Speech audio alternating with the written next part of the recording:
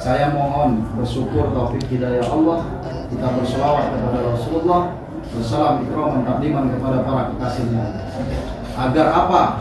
Satu, bersyukur kepada Allah agar diberi taufik hidayah Allah. Kita mohon kita berselawat kepada Rasulullah, mohon syafaat Rasulullah. Kita memberikan salam ikraman takdiman wa mahabatan kepada para walinya Allah. Mohon apa? Mohon doa restu dari para kekasihnya Allah. Mohon didoakan sehingga didorong doa kita nanti kepada Allah. Kalau para kekasihnya Allah, Rasulullah dan para kekasih-kekasihnya Allah ini tadi merestui kita, memberikan doa restu kepada kita, makanya saya bilang tadi, insya Allah apa yang menjadi hajat kita dan apa yang senantiasa kita mohonkan kepada Allah, kalau para kekasihnya Allah dan Rasulullah tadi berkenan memberikan doa restunya kepada kita, insya Allah didorong sampai kepada Allah. Kalau sampai kepada Allah, kata Allah apa? Ud'uni astajib lakum.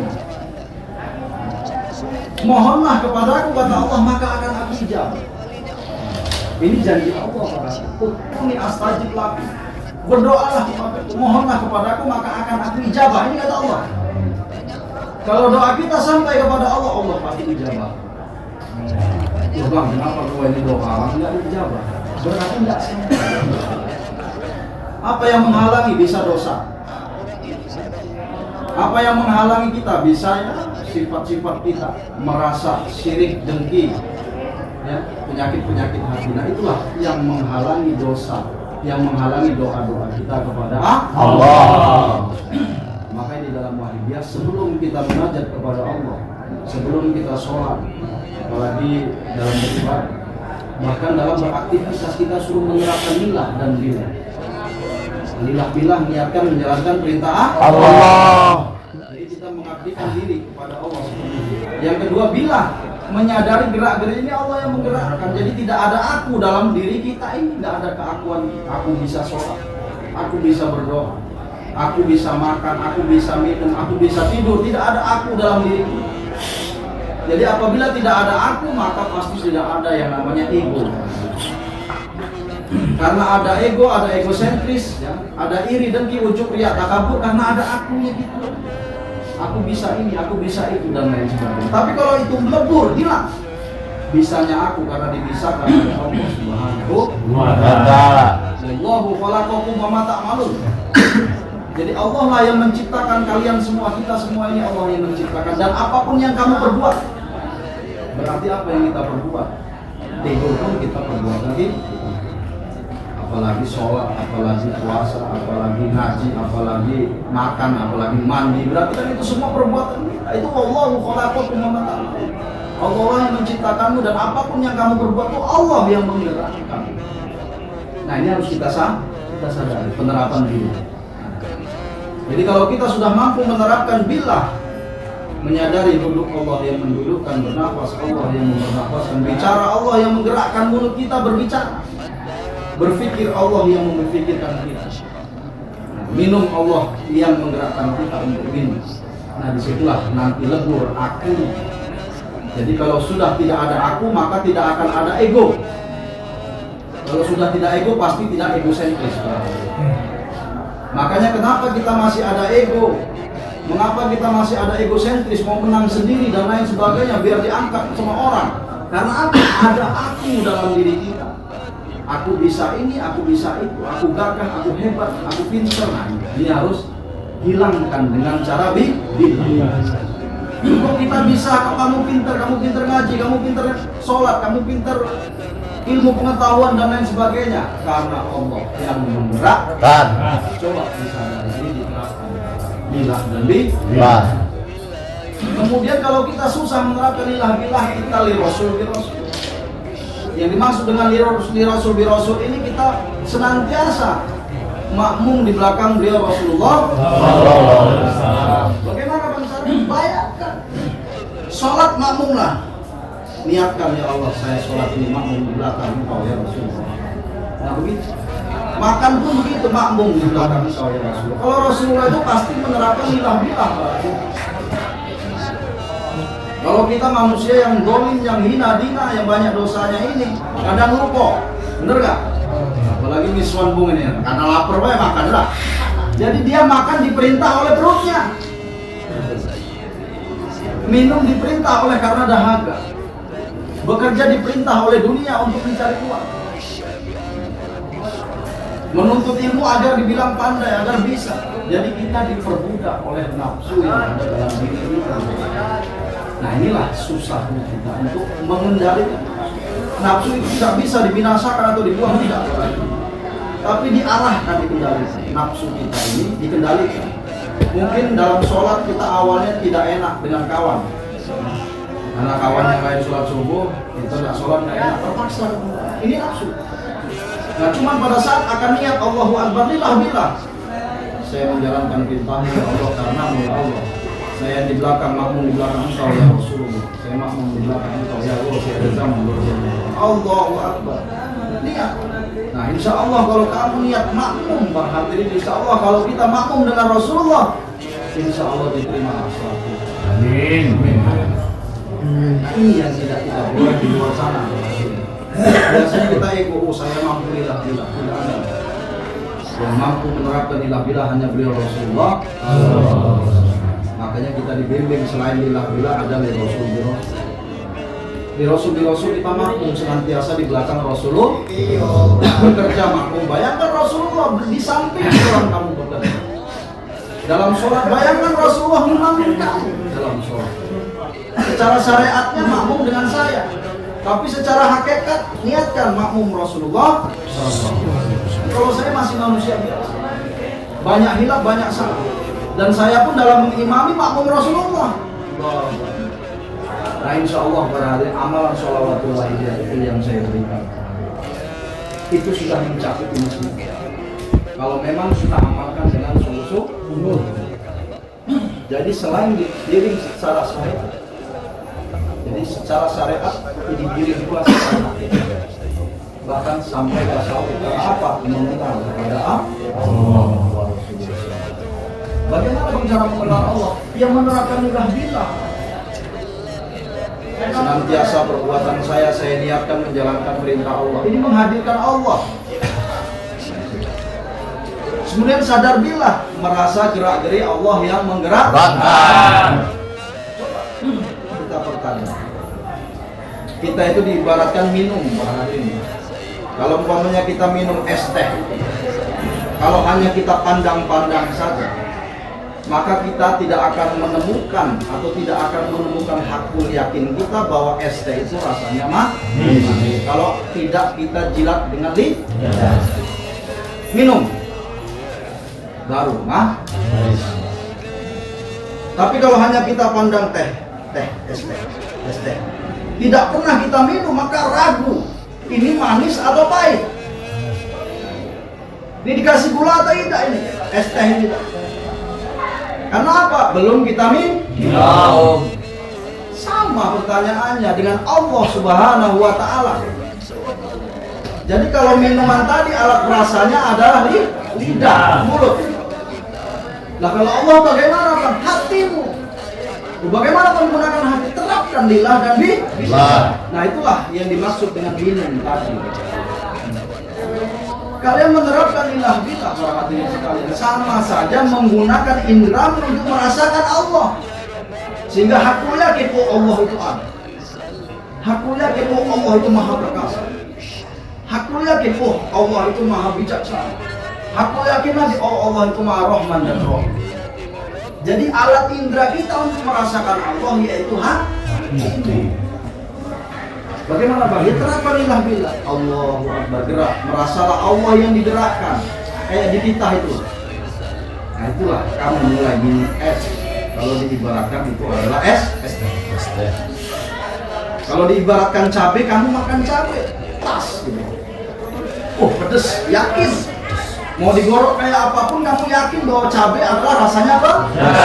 Apa? Kalian pernah makan cabai? Sama Allah Subhanahu wa Ta'ala. Selama ini kita ngambang ayun, benar nggak? Karena apa? Belum pernah makan cabai. Karena apa? Belum merasakan kebesaran kemahaperkasaan Allah. Goyang, DND goyang. Belajar. Kalau seseorang belum pernah makan cabai, maka dia tidak akan yakin, bahkan aku yakin kalau cabai rasanya apa? Pedas. Jadi ilmu bilah itu tadi barangkali untuk merasakan Allah. Jadi dengan indra merasakan Allah, bukan dengan mulut seperti cabai tadi. Nah nanti akan terasa kalau diri Allah yang membuat, kalau berjalan Allah yang berjalan, bernafas Allah yang bernafas. Coba istighfar, latihan istighfar untuk merasakan Allah dengan hati. Nah makanya kenapa amalan sholawat wahidiyah kita baca, agar hati kita jernih sehingga kita mampu menggunakan indera hati ini untuk merasakan Allah Subhanahu wa Ta'ala. Kalau kita mampu merasakan Allah, maka kita akan lurus lempeng, akan berbuat maksiat, ada yang negor. Karena apa? Hati ini nyetung, insya Allah ke depannya. Tapi kalau enggak ya goyang. Nanti goyang. Apalagi mikirin nasib, benar nggak? Mikirin nasib, mikirin banyak utang, mikirin buntu, ya ada. Mikirin anak bini marah, ya. Mikirin orang tua sakit. Nah, kalut kita. Karena apa? Tidak mampu merasakan keberadaan Allah, kemahaperkasaan Allah Subhanahu wa Ta'ala. Sama saya pun sama-sama belajar. Sama-sama belajar. Saya ingin mendekat kepada Allah. Para hadirin sekalian pun begitu. Kita berdoa mohon munajat kepada Allah. Mujahadah terbanyak dengan membaca ya Sayyidi ya Rasulullah. Syafaat Rasulullah. Kita diberi taufik hidayah oleh Allah. Amin. Nah sering diucap ya, Ghosi hadza zaman radhiyallahu anhu. Gos itu artinya penolong, penolong. Atau Sultanul Aulia, pimpinannya para wali. Kalau dulu ada yang namanya Syekh Abdul Qadir Al-Jailani dari Baghdad, dia Sultanul Aulia di zaman itu. Meninggal ganti para hati. Syekh Tijani, Imam Al-Ghazali, semua itu Sultanul Aulia. Mati ganti terus seluruh dunia ini satu. Nah kita mohon sama nadroh beliau Sultanul Aulia. Karena beliau itulah ulama yang dipilih oleh Allah sebagai wakilnya Nabi. Rasul Nabi tutup setelah Rasulullah Shallallahu Alaihi Wasallam. Tidak ada lagi Nabi, tidak ada lagi Rasul. Ditutup terakhir beliau Rasulullah Muhammad Shallallahu Alaihi Wasallam. Nabi terakhir, Rasul terakhir. Nah penerusnya siapa? Ulama. Ulama ini tadi dipilih oleh Allah, saking banyaknya ulama. Dipilih satu oleh Allah, yaitu yang paling bertakwa kepada Allah. Siapa? Sultanul Aulia. Pimpinannya para wali. Atau Al-Ghos, penolong. Al-Ghos itu artinya penolong. Berwasilah. Ini ada di seluruh dunia ini satu para wali. Kalau yang terkenal sampai sekarang kan Syekh Abdul Qadir Al-Jailani. Karena ada yang dipublikasikan, ada yang ditutup. Ini sesuai kehendak keinginan Allah. Ini kalau mati ganti. Nah ini dicari. Bagaimana mencarinya? Mohon sama Allah. Mohon sama Rasulullah SAW agar ditemui dengan Sultanul Aulia atau pimpinan yang baru ini. Kalau sudah ketemu, takdim wa mahabbatan, cinta yang sempurna. Mohon, minta enggak apa-apa, mohon didoakan kepada Allah. Oh saya sudah tahu Sultanul Aulia. Siapa? Si A. Minta. Tolong doakan saya kepada Allah wa Rasulullah SAW agar apa keinginan kita semua. Kenapa zaman sekarang ini ada orang yang ziarah di makam ini, ziarah makam ini, ziarah makam ini? Enggak. Karena mohon siapa? Mohon apa namanya? Kalau orang sekarang ini apa? Istighosa. Mohon apa? Doa restu. Kenapa makam-makam para wali sering diziarah? Karena apa? Kita mohon wasilah beliau tadi, para wali Allah, para orang-orang suci ini tadi, para syuhada, para orang-orang suci ini tadi, matinya beliau itu para hari itu tidak seperti orang-orang umum seperti beliau. Matinya beliau itu ruhnya itu seperti burung yang berterbangan di angkasa kan. dan mampu beliau-beliau itu melihat kehidupan dunia, diizinkan oleh Allah dan diizinkan oleh Allah memberikan pertolongan kepada umat manusia dengan cara apa? Mendoakan kita semua yang minta wasilah kepada para kekasih Tuhan. Nah, kenapa bang orang-orang itu ziarah? Mohon wasilah orang-orang suci. Coba orang-orang suci itu kalau berani bongkar, pasti jasadnya utuh barang. Orang-orang suci itu coba siapa yang berani bongkar makamnya? Nekat itu pura-pura Ilo Fitra. Itu pasti utuh jasadnya kalau memang orang itu suci.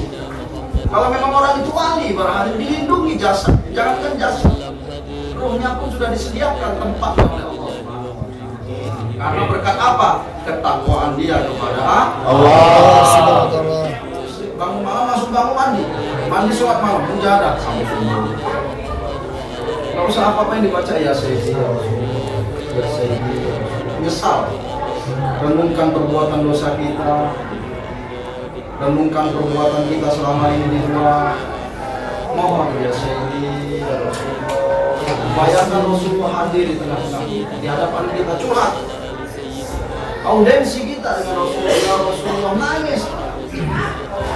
Doakan saya kepada Allah ya Rasulullah.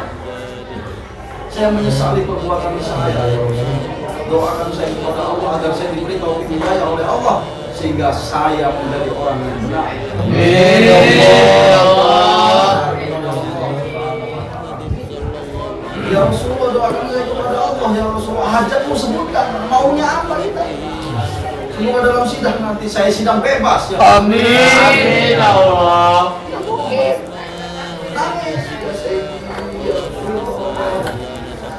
Dengarkan apa yang saya ucapkan dan saya pun mengiringi hati saya sendiri. Terkadang saya mengajak ayo perbuatan dosa kita. Kadang hati saya gerak, tapi biasanya nyetrum. Karena saya bayangkan dari ilahi Allah dari atas datang ke hati saya pancarkan. Sehingga kadang kalau yang konsentrasi kena pancaran tadi sini. Kecuali orang yang berlindung di dalam rumah. Ibaratkan sinar matahari ya Allah. Kalau kita mau kena sinar matahari, kita keluar rumah. Jangan berlindung di balik pohon. Pasti kita kena sinar matahari. Tapi walaupun siang hari kita ada sinar matahari, kalau kita di dalam rumah ya tetap nggak kena sinar. Sama. Saya mengajak untuk mari persiapan lahiriah dan batiniah kita menghadap kepada Allah, tapi gini-gini. Nah itu sama aja dia tidak keluar rumah. Dia berada dalam rumah. Tapi kalau mari persiapan lahiriah dekat. Nah, diam. Resapi, dengarkan saya ngomong. Saya mengarah, saya tuntun. Jangan mau gini-gini ya tak kena. Nah itu tadi seperti siang hari ada matahari, dia di dalam rumah nggak akan kena sinar matahari. Tapi kalau mari persiapkan lahiriah batinnya kita, buka hatimu dia. Dengarkan saya bicara, insya Allah terbawa. Apa yang diomongkan saya dengerin, insya Allah terbang. Nah, inilah yang kita perlukan, konsentrasi diri, mengarahkan hati kita menerima pancaran ilahiyah Allah melalui syafaat Rasulullah, melalui nadroh barokah karomah Ghausiyah dan zaman atau para kekasihnya Allah atau para wali. Kalau saya berbicara seperti ini saya memberikan informasi, bukan ilmu ya. Ilmu itu adalah suatu informasi yang diterima oleh akal, tersimpan dalam pikiran kita. Itu ilmu. Ini saya memberikan seperti ini, informasi ini saya berikan, saya sampaikan. Sehingga kalian mengerti, mendengar melalui telinga, kemudian tersimpan dalam otak. Oh iya, mungkin ngomong gini. Nah itu ilmu, informasi sebenarnya. Ilmu itu informasi yang diberikan oleh seseorang, kemudian kita tangkap, itu ilmu. Tapi belum hidayah ini tadi. Hidayah bagaimana? Itu minallah, urusan Allah. Apabila kita tadi keluar rumah, maka akan kena sinar matahari. Kalau kita dia membuka hatimu, nanti kalau saya sudah mulai, mari yang terakhir. Kalau sekarang saya masih memberikan informasi yang ditanam dalam akal pikiran kita, maka ini namanya ilmu. Jadi sering yang belajar, tapi jarang memahami seperti ini. Ini saya memberikan ini akal yang saya kasih. Belum hati para hadirin. Akal. Agar akal menerima, oh benar ya bilang Imam. Maka ya saya buka hati. Nah, jadi untuk mengenal Allah tidak bisa dengan akal pikiran. Berarti belum tentu juga ini di luar akal, tidak, tapi di atasnya akal. Kalau kita mengajak atau mengenalkan Allah itu dengan informasi atau ilmu, itu seperti melihat gunung dari jarak jauh. Jadi kita tidak akan ngerti gunung itu apa isinya kalau kita tidak datang ke gunung tersebut. Nah sama saya mengenal Allah, kita rasakan Allah Maha Perkasa, Allah Maha ini, tidak beranak, tidak diperanakan, itu sama saja kita melihat gunung dari jarak jauh. Tapi kalau kita mujahadah, berdoa, sungguh-sungguh, menyesali perbuatan dosa, mohon kepada Allah, nangis, nah itu sama kita berjalan menuju gunung. Nah, kalau saya memberikan informasi ini hanya Jakarta itu indah, ada Monasnya, sama seperti sekarang. Itu saya ngasih pengertian seperti ini untuk mengenal Allah. Jakarta itu indah, ada Monasnya, ada Taman Safarinya, ada Ancolnya. Nah sama, padahal kita di Lampung. Nah ini sama pelajaran yang saya berikan ini untuk bertauhid kepada Allah, untuk mengenal Allah. Sama saya ngasih pelajaran Jakarta begini, tapi kita tetap di Bandar Lampung. Kalau mau tahu Jakarta, mari kita berangkat bareng-bareng naik bis ke Jakarta. Nah itu, maka kita akan tahu hakikatnya Jakarta karena kita sampai ke Jakarta. Sama dengan Allah. Kalau saya masih memberikan informasi ini sama seperti saya bilang tadi, Jakarta ada Monas, ada Ancol, ada Taman Safari, tapi kita tetap di Bandar Lampung. Tapi kalau saya ngajak mujahadah itu sama dengan kita jalan untuk mengerti.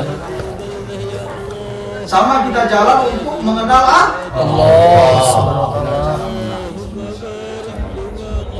Terakhir ya, kita persiapkan lahiriah dan batiniah kita dalam menghadap kepada Allah. Pejamkan mata kita para hadirin sekalian. Dengar apa yang saya ucapkan. Tarik nafas kita pelan-pelan. Lepas pelan-pelan para hadirin sekalian. Buka hati para hadirin. Diibaratkan seperti sinar matahari. Kalau kita tidak keluar dari rumah, maka sinar matahari tidak mengenai kita para hadirin sekalian. Kalau kita tidak membuka hati kita, bagaimana kita akan menerima ilahi Allah para hadirin? Buka hati kita para hadirin. Niatkan lillah billah. Niatkan menjalankan perintah Allah. Sadar billah berarti Allah yang menggerakkan para hadirin sekalian. Dalam kita menghadap kepada Allah para hadirin, jangan sekali-sekali kita membawa amal kebaikan kita para hadirin. Mari kita merasa banyak dosa kepada Allah Subhanahu wa Ta'ala, dosa kepada beliau Rasulullah Sallallahu Alaihi Wasallam, dosa kepada kedua orang tua kita para hadirin, dosa kepada anak istri kita, dosa kepada adik kakak kita para hadirin. Selama ini kita sudah berbuat maksiat, masih berjanji di hadapan Allah Subhanahu wa Ta'ala.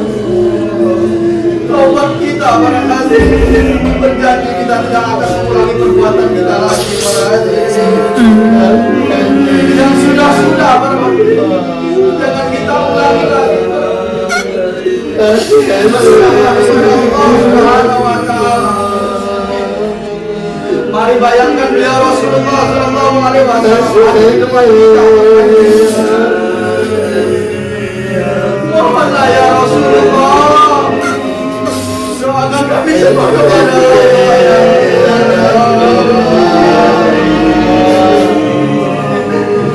doakan kami semua kepada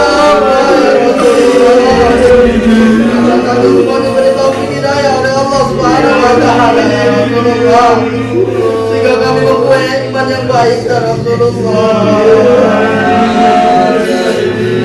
Ya Rasulullah, doakan kami semua kepada Allah ya Rasulullah. Kabulkanlah hajat kami ya Rasulullah. Berikanlah hukuman yang seringan-ringan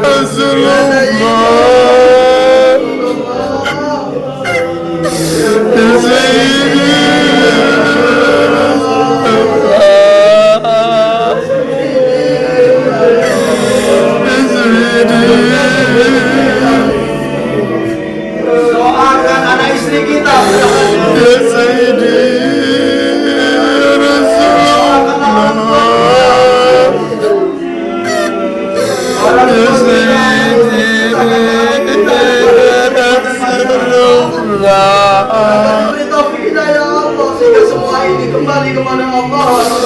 Ya Sayyidi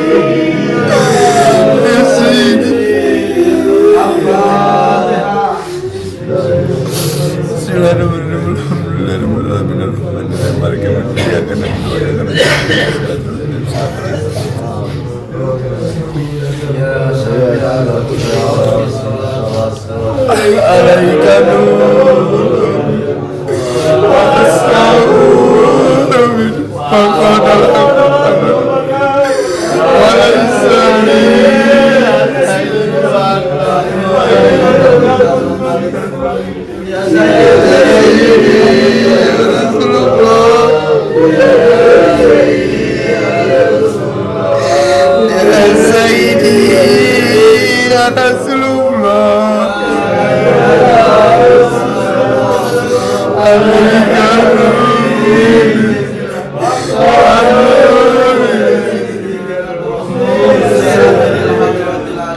Ya Sayyidi.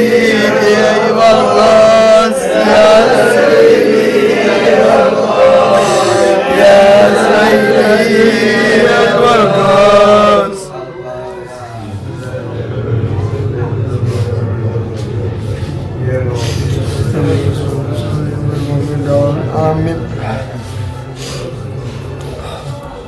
Nah ya, tadi saya ajak pakai hati. Nah, jadi kalau sudah nangis karena takut, taubatan nasuha kepada Allah, lawan. Ya, apa maksudnya lego ya? Jadi lego, nggak goyang. Ya? Nah, kalau kita sudah jarang nangis kepada Allah, nangis karena takut akan perbuatan dosa kita, nangis karena taubatan nasuha kita, berjanjilah mohon kepada Allah, saya tidak akan mengulangi perbuatan saya. Amin ya Allah. Jadi insya Allah dibimbing hati kita pun lapar. Perlu menangis pada hati. Kenapa Rasulullah dulu menangis selalu kepada Allah? Karena ya kan memang bimbingannya begitu. Sekarang apa? Budaya menangis sudah hampir hilang. Hilang. Bahkan tausiah sekarang ini yang ketawa-tawa. Padahal ini penting, nggak apa-apa ketawa, tapi ujungnya nanti diiringi dengan hati. Karena kalau ketawa itu pasti nggak pakai hati. Bener nggak? Akal kita. Sedangkan untuk indra merasakan Allah dan Rasulullah adalah Hati. Kalau makan pakai mata bagaimana? Alasan untuk merasakan kebesaran kemahaperkasaan Allah pakai indramu yaitu Hati. Bagaimana seperti tadi? Merasakan Allah. Membiasakan. Bila perlu sambil berjalan, tapi jangan sambil berjalan sambil lari nangis. Nanti katanya wong Gila. menempatkan diri. Jadi pergunakanlah lahiriahmu dan batiniahmu. Harus sesuai. Ngobrol-ngobrol biasa. Kalau ngobrol nangis, gila kan? Stres apa ini? Ngobrol nangis. Ngobrol-ngobrol. Tapi hatimu menangis kepada Allah. Allah. Kalau pada saat gini bareng-bareng ya lahiriah dan batini. Iya. Tapi kalau lagi ngobrol begini ya jangan nangis ya. Gila katanya. Makanya ada, saya mengajak lahiriah dan batiniah berarti semuanya. Kalau begini ngobrol ya hatimu yang munajat kepada Allah. Lahiriah ngobrol. Jadi kita ini harus mempunyai dua alam. Lahiriah ini alam kemanusiaan. Hablum minah. Hatimu alam ketuhanan. Jangan selain Allah dalam hatimu. Harus mengadakan dua. Hatimu alam ketuhanan. Ini nggak bisa ditolerir. Harus kita menyadari. Gimana caranya bang? Saya kasih contoh. Banyak kentung punya motor. Tong, ini motor siapa Tong? Secara hakikat itu adalah pemberian dari Allah. Titipan Allah. Ini milik Allah. Tapi yang begitu siapa? Hati. Kalau lahirnya, oh ya punya gua lah. Harus begitu. Benar nggak? Nah, kalau saya tanya, Tong, ini motor siapa Tong? Motor Allah. Gila, gitu. Tapi dia jawab dari pertanyaan saya, motor siapa tuh? Motor gua. Lahiriahnya, tapi hati. Ya Allah, ini titipan ya. Ini pemberianmu ya. Ini bukan punya saya. Hati. Gitu loh. Sadaran diri sendiri. Kalau perkataannya punya gua, Bang. Kalau gua tanya, tuh punya siapa tuh? Punya Allah. Gila dia. Tuh ini bini lu punya siapa tuh? Punya Allah kan? Ya salah ya. Nah, kita harus mempunyai dua Alam. lahiriah alam kemanusiaan, hatimu alam ketuhanan, semuanya Allah, Allah, Allah, Allah, Allah itu dalam hati. Makanya bila hatimu terapkan. Nah di situ, makanya itu alam ketuhanan. Lahiriah ya alam kemanusiaan, kerja ya kerja, belajar, rumah tangga, ya. Bergaul. Jangan pandang-pandang bijak. Seperti siapa? Beliau Rasulullah. Sallallahu alaihi wasallam. Rasulullah dulu bekerja buruh dengan Siti Khadijah, pengembala domba. Itu Rasulullah dulu. Sebelum diangkat menjadi Rasul, sebelum ditajrid oleh Allah, diangkat dicukupi oleh Allah, beliau bekerja secara syariatnya, hatinya munajat kepada Allah. Nah kita mencontoh Rasulullah. Sallallahu alaihi wasallam. Ya oke, batinnya apa? Ingat batinmu jangan kosong atau mengubah selain Allah. tetap hilang. Ya. Kita terus munajat kepada Allah, berdiri mendekat kepada Allah dengan kesungguhan.